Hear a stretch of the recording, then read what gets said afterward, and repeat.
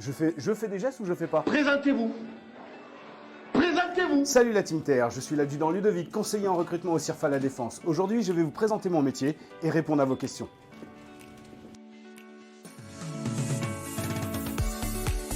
Ça fait 25 ans que je suis militaire d'actif. J'ai commencé tout en bas de la chaîne hiérarchique en tant que militaire du rang et j'ai gravi les échelons au fur et à mesure. J'ai fait un certain nombre de missions à l'étranger, j'ai eu un certain nombre de mutations et ça fait 4 ans maintenant que je fais du recrutement pour l'armée de terre.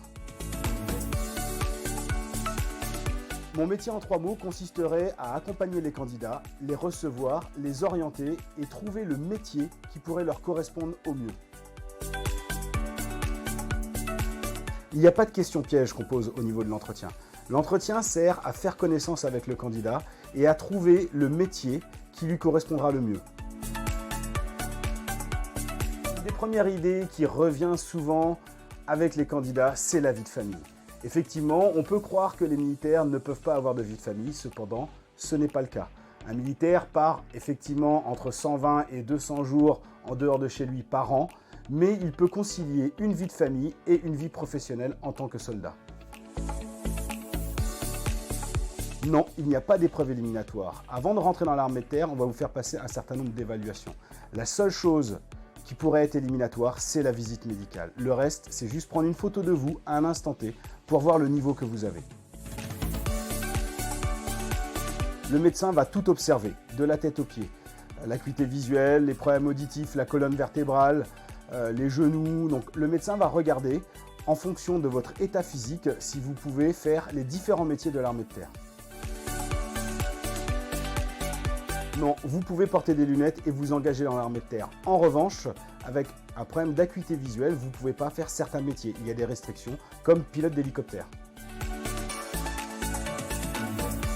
Effectivement, vous pouvez prendre rendez-vous sur le site s'engager.fr à partir du moment où vous avez 17 ans. Si vous avez moins de 17 ans, vous pouvez prendre rendez-vous, mais ça concerne l'école militaire préparatoire technique.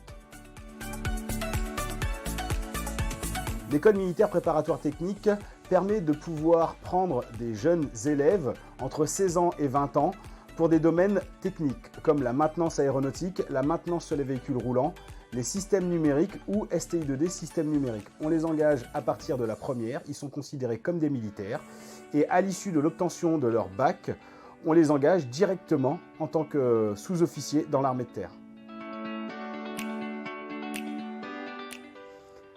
Ma décoration de bureau est faite par rapport aux différentes unités dans lesquelles j'ai pu servir. Donc j'ai servi essentiellement dans les régiments de génie.